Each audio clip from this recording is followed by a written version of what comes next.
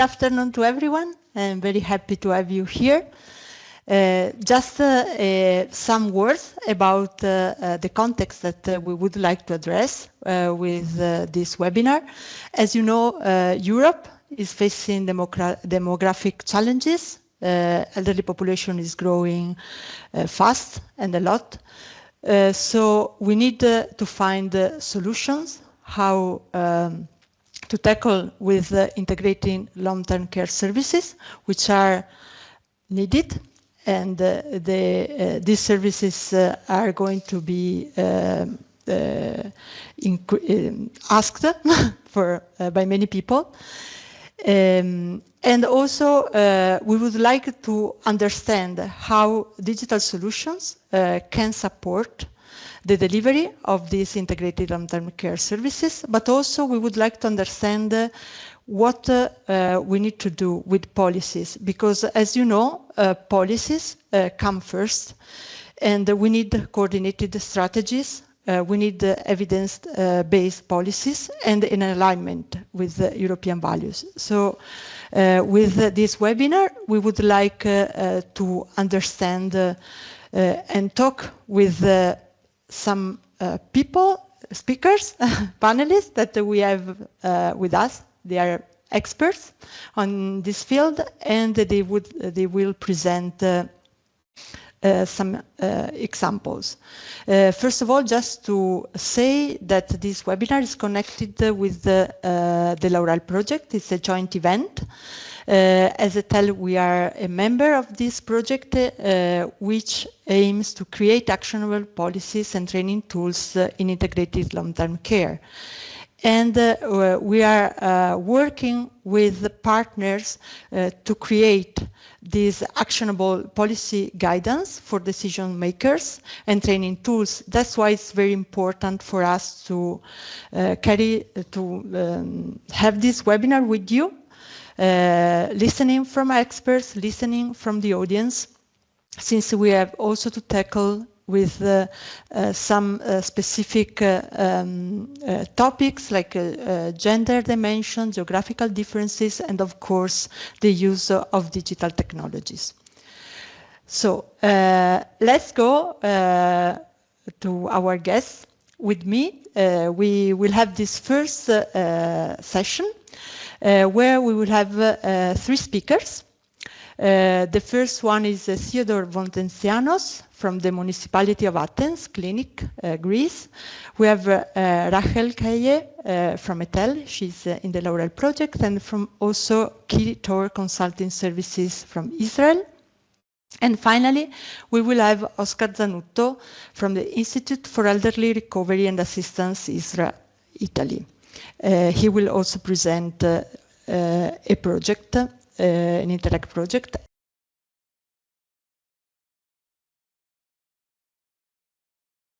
I have a great honor to open this discussion. I'm a clinician. I'm a clinician of the first line, and I'm occupied with too many years with chronic patients and long-term care. This is the reason that I was that I'm considered as an early adopter of digital technologies, exactly to empower the therapeutic competence of the clinicians to manage with the very complex problems of this kind of patients.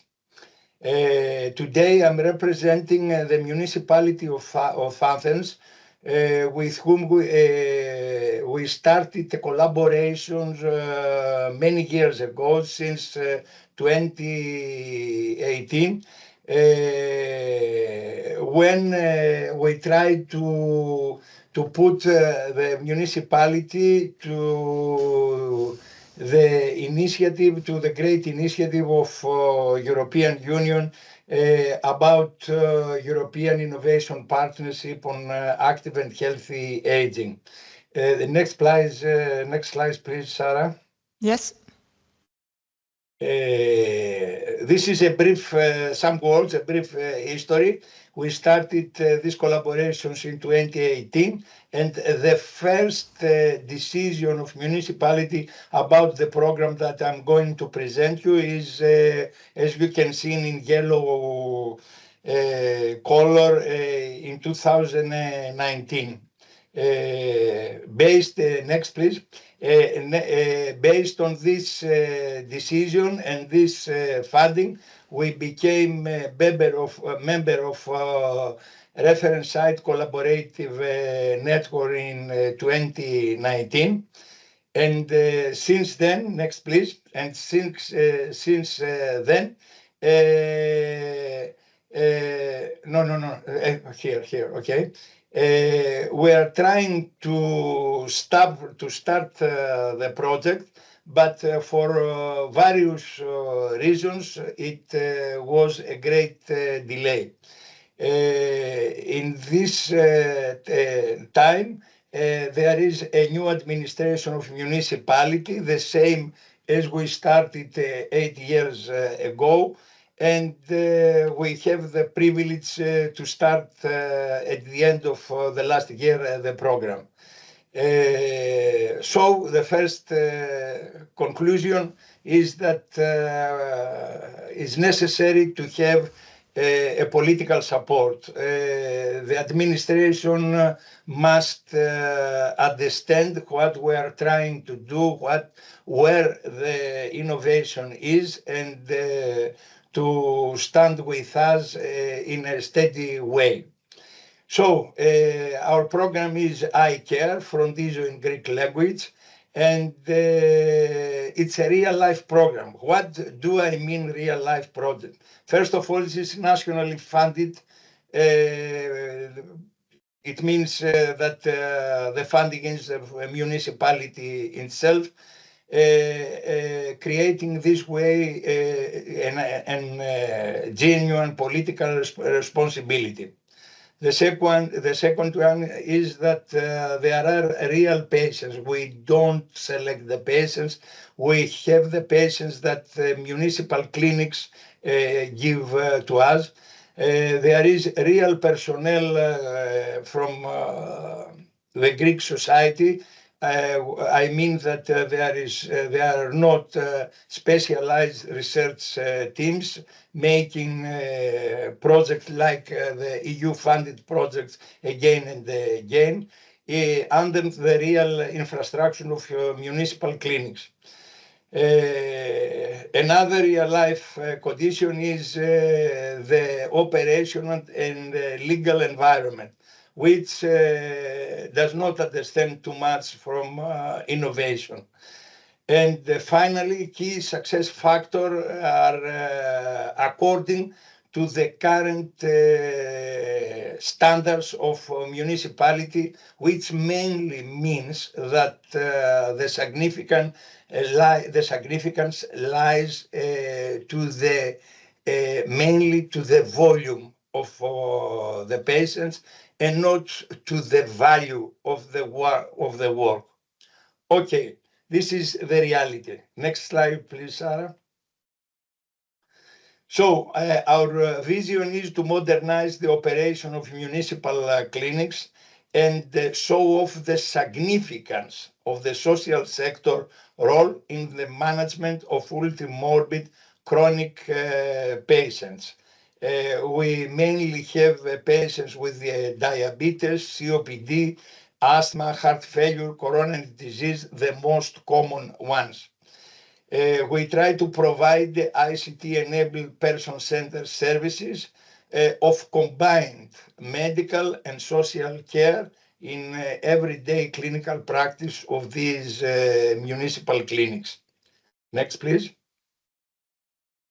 This is the main plan of our services, which means to move from fragmented hospital-based care to person and patient center at an outpatient basis. In other words, it means that the patient does not have to align with their services, but the services are aligned with the patient's need. Next, please. Next. No, the previous one.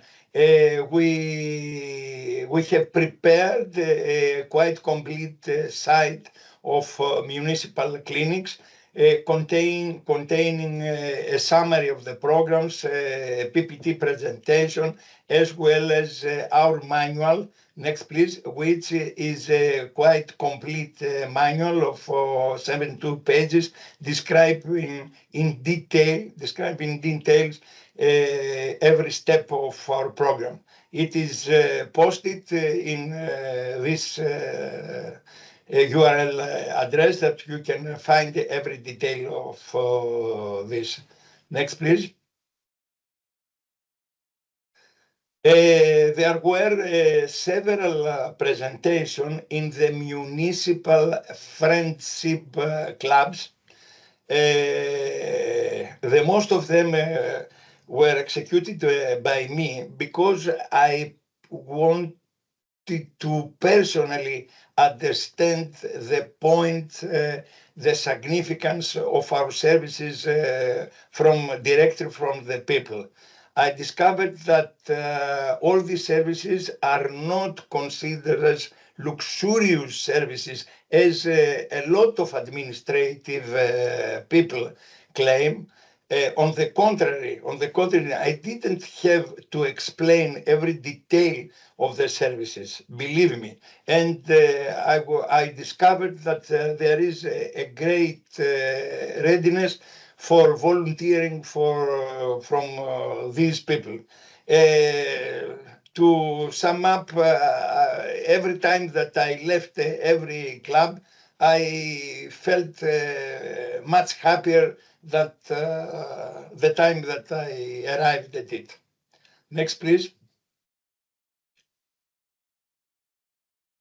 Here are the 4 multidisciplinary municipal clinics that are the place of provision of our services, located the heart of the Athens. Next, please. Let me very briefly to say about the main components of our services. First of all is holistic and comprehensive approach from various medical and paramedical personnel. We try to establish a personalized care and create a medical and social plan which are incorporated in electronic health record, that there is not a reality in the Greek health systems. The patients are really enthusiastic by it because they consider it as a of great importance. There is also education about the disease, about the pharmacy therapy. There is also leveraging of therapeutic environment of each patient's home, and empowerment, trying to establish a behavioral change of the patients and their environment, about against the system, against the diseases, etc. And finally, something that is a really innovation for our system is the assignment of a case manager, who make acquaintance and familiarity with the patients. This is the first phase of our program, which is in person. The next slide, please, Sarah. Some images of this phase. We start with the creation of electronic health record, which takes comfortable discussions, giving enough time with the patients about the medical problems, and also respective information regarding the personalized choices to empower them to make informed decisions about their care. It takes more than 2 or 3 sessions of about 2 hours each one of them. The quality of the data that are incorporated is, you can understand that are of great importance. The second part is goal setting and care plan creation for its patients from the therapeutic team, containing all the medical parameters, but also the psychological and social ones for a functional and meaningful life for its patient. We try to make the people to think about their future in correlation with their disease and make the appropriate plans for their life and well-being. Next, please. Yes, just to say that you have 2 minutes more. 1, 2, a couple of minutes you have. Sessions of 2 hours. Each session takes 2 hours. Is that clear? No, Theodore, just to say that you have a couple of minutes more to stay on time. Okay, thanks. Okay, Thank you. Okay. Thank you. Okay, I'm going faster. Thanks. Education and encouragement about the patients. Next, please. Yes. And after the first phase, there is the chronic phase, which it mainly contains the virtual visit to establish a continuing coordinated care based mainly on the case manager. Which means that it's not in person, but remote monitor about early diagnosis of relapses, about any additional problems, about the compliance of the patient, about the coordination of care, or real home visit according to the patient's needs. Next, please. All the components are not necessary for every patient, but they are in place to align it with each patient's needs. Next, please. These are the main components of our evaluation. You can understand PROMS, PREMS, equality. We're going to include refugees in our program. Special questions about satisfaction, cost evaluation, and modern reimbursement issues and tools. Next, please. This is the value-based system proposed by Michael Porter. Next, please. Okay, very soon about our results. There is a significant acceptance. The patients are enthusiastic. They say the best words. I don't have so far numbers. We have completed the first phase of 140 patients. We have dropout range almost zero. There is a great compliance and commitment from the patient satisfaction, as well as equity, as I mentioned. Next, please. These are the good news. Also, the good news: active and sustainable health political support, and support also from all the administration of the municipal clinics. Voluntarization from the healthy age people of social clubs, as well as the mobilization of the interest of the broader sectors from the whole landscape of the therapeutic environment. Next, please. And this is the difficult news. We have operational difficult situation because of the introduction of new tools and practices for the personnel without adequate training, established work status, and regular payments for the personnel. You can understand how much difficult is for the personnel these new services. There is also a very heavy workload for this personnel. The most of them are regularly work in the morning in other works, and they work for us in the afternoon and the evening until late. And next, please. No, the previous one, the previous ones. Resistance to change. I would like to highlight this mainly because of ignorance. There is a resistance to change. We have heard that we were going to keep the nurses awake all the nights to answer to the patients, etc., etc. But at this time, at least at this time, the resistance is due mainly to ignorance. We are prepared to meet stronger resistance anyway. Next, please.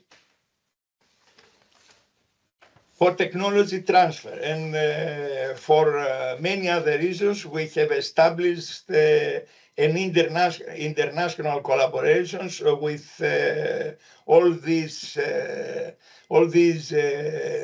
prestigious people that I think that the most of men are known to you.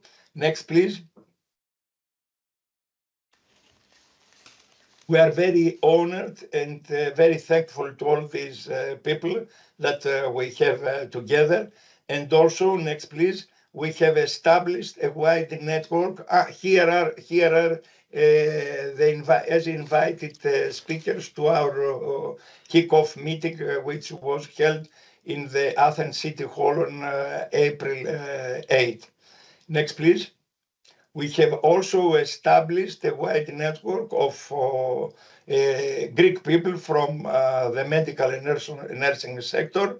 Next, please. But also from many other sectors, as you can see here. Next, please. We need really to close. Theodore, I ask you please to close in 30 seconds, if you can, because we don't have time for the other. Thank you. You can see that we face the good aspects as well as the big aspects of a real-life program. Okay, my main conclusion is the next slides, where I'm going to reveal our strong weapon, the basic principle of Hippocrates, that the meaningful tool is the human touch. Thank you very much.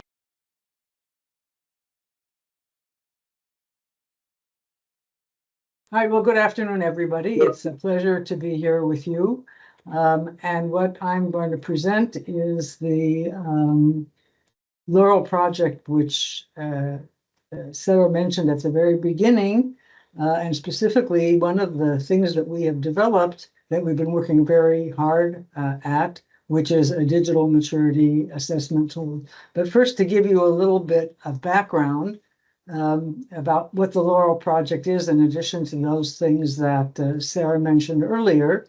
Basically, the Laurel project is an EU Horizon funded project that is, as Sara said, aiming to create actionable policies and training tools to support high quality integrated long-term care across Europe. And what they want to do that by identifying innovative policies and systems, exploring the experiences of care users and informal carers, which is really important, by the way, increasingly important, as well as care professionals and other stakeholders, and to generate outputs that will help care systems across Europe and internationally to respond to the challenges that we all know and we all face, which is growing demand, economic limitations, and not enough workforce, and all of the reforms that we are continuously experiencing in the health and care systems. So that's what the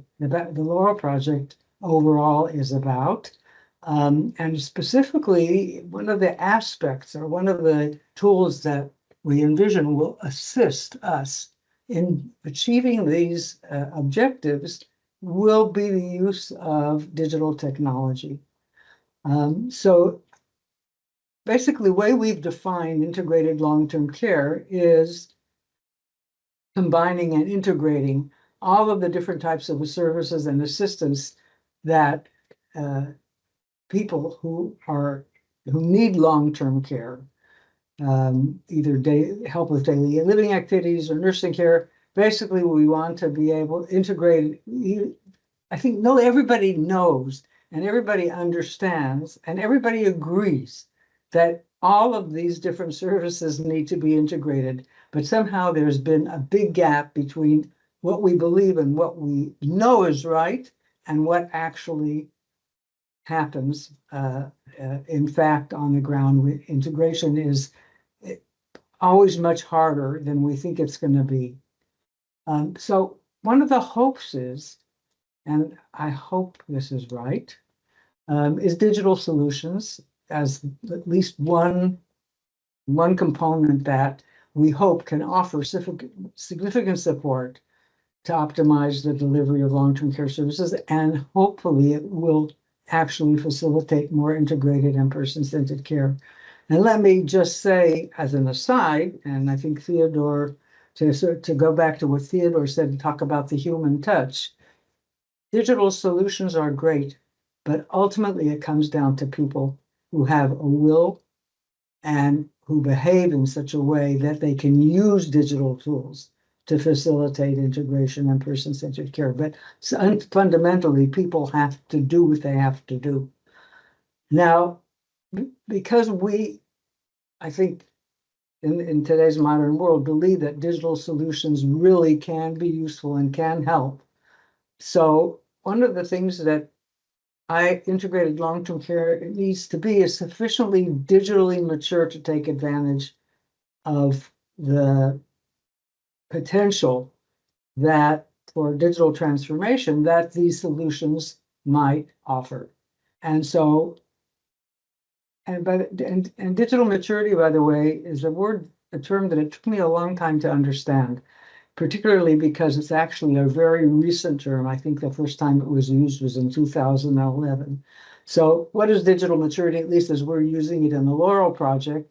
It refers to an organization's ability to respond to changes and trends in technology, and it's the organization's readiness to be able to utilize these technologies to achieve their objectives. And this, by the way, I got from NHS England. This was their definition of digital maturity, and I really liked it. There's 100,000 different definitions of digital maturity running around. You just have to go on to Google and you'll just get a whole lot.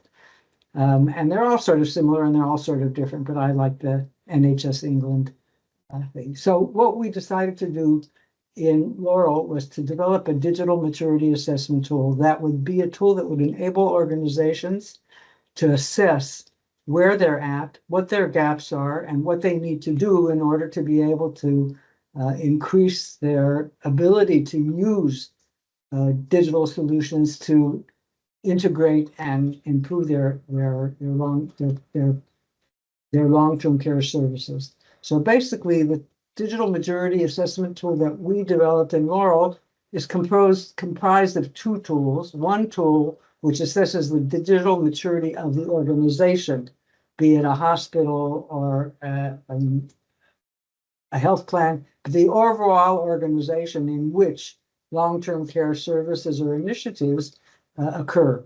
And the second tool basically enables the manager or the person who's in charge to assess the digital maturity of the long-term care practices, of the services, and of the technological solutions or digital solutions themselves.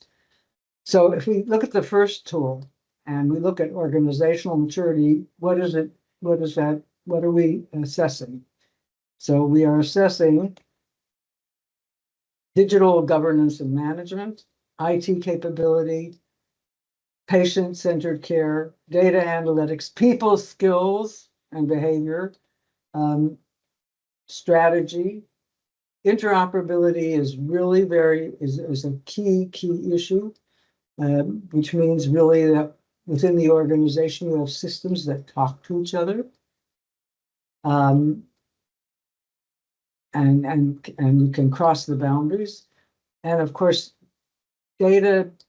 When you're talking about digital solutions, data analytics, and data in general, and data analytics is a very important aspect.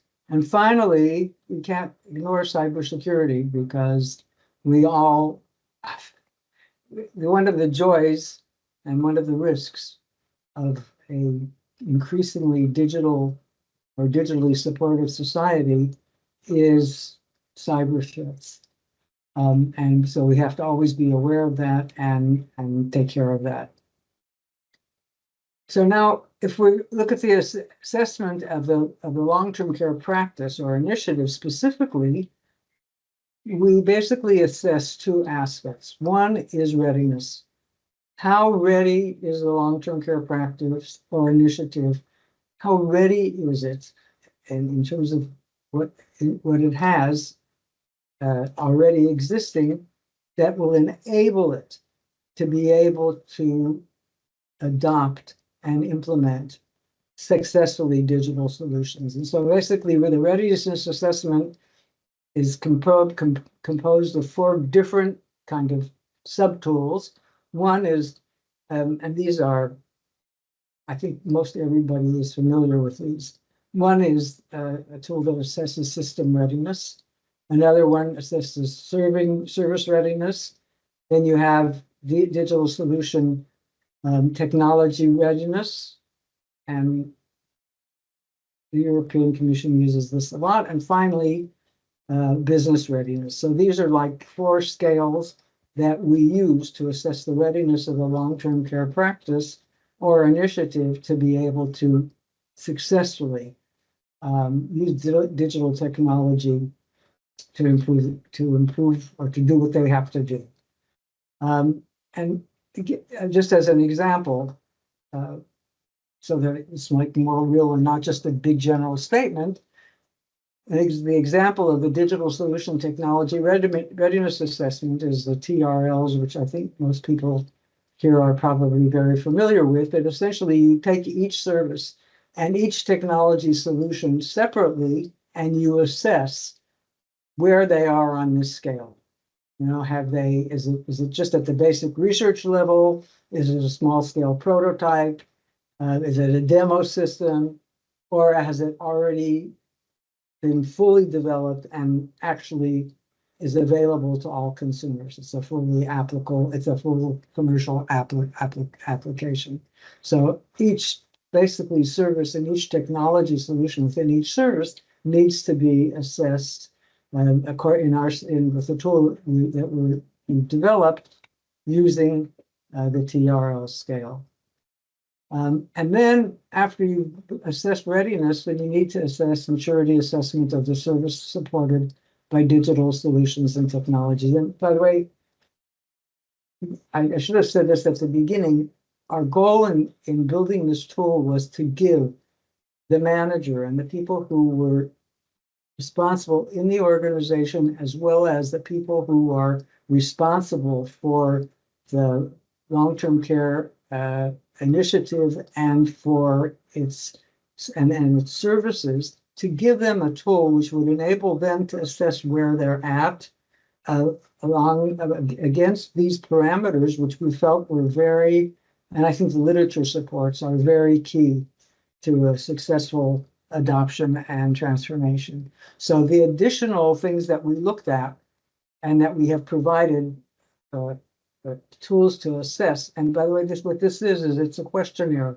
It's a questionnaire which is fairly, I think, hopefully, fairly easily implemented and pretty user-friendly. that was our goal, at least, was to make it user-friendly so that it could be easily used.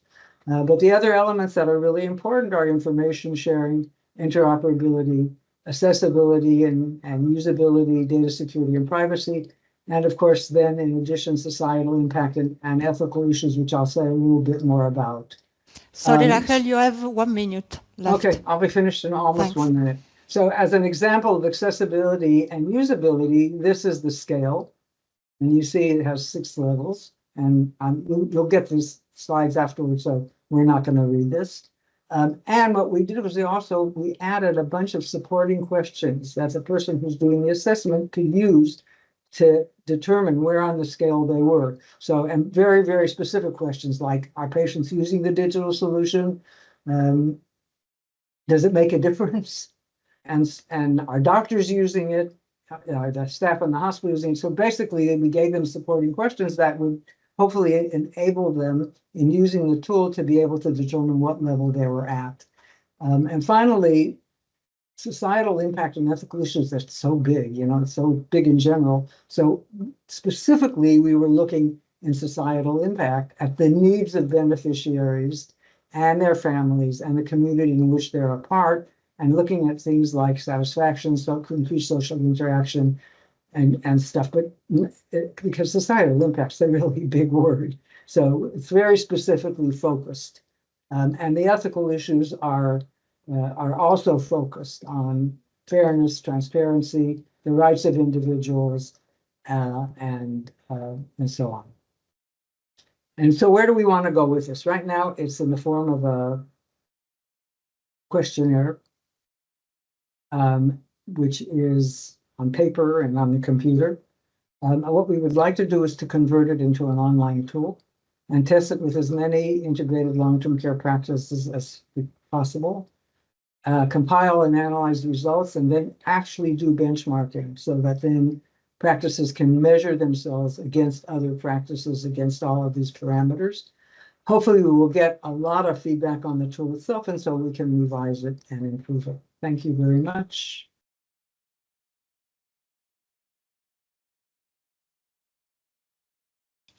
Thank you very much, Sara, and to all of you and Ethel for having us.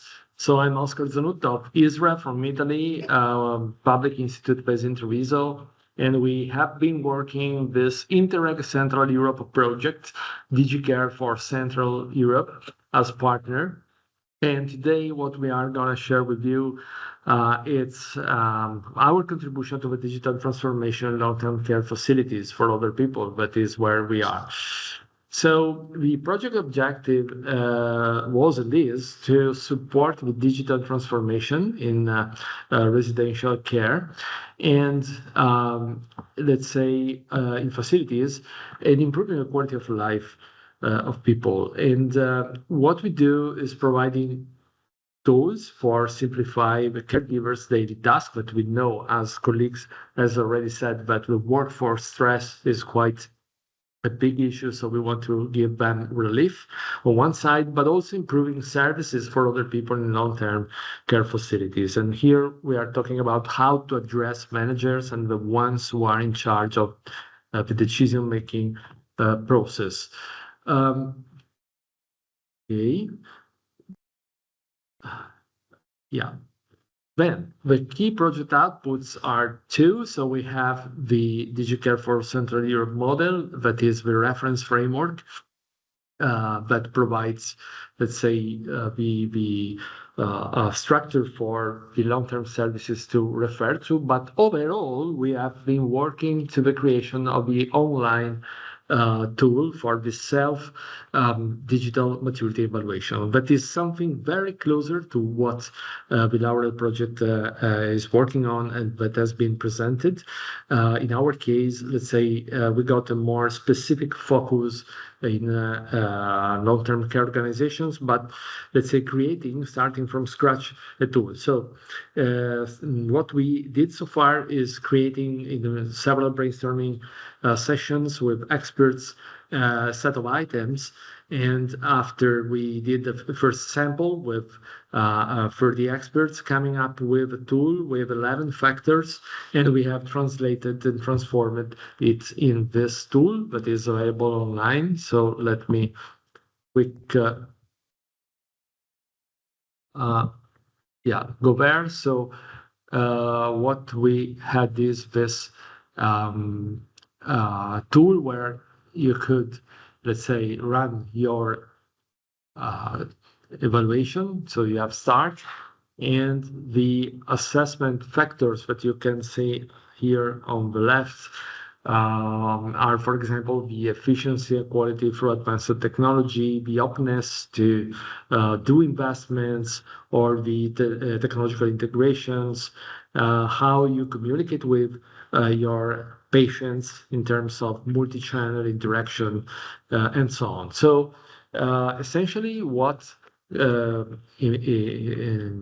say a nursing home manager or a healthcare manager could do is to run this self-evaluation simply with this Likert scale and then get the feedback. And what we did was a comparison in, let's say, in the benchmark positioning between organizations, having 100 respondents on summer 24, mainly from Germany, from Austria, and other Eastern countries that are in the project. So we invite really all of you to have a glance and see how it works. Then let me quickly go back to my presentation. Okay, here. So, okay. And okay. Yeah, here now we are. It's not in presentation mode, Oscar. Yeah. Thank you. Thank you. I was switching between. Okay, so the pilot actions. So we have two strands of pilot action. One is about the digital transformation and care management, and the second is about the digitalization and datification, with so-called datification of data coming from IoT or from other sensors. So here we have the three partners, like the Graz, that is the geriatric healthcare center in Austria, based in Graz, that is a public nursing home working on a specific solution. Then we have the Technical University of Kozice and Visrar, that is a public institution in Poland.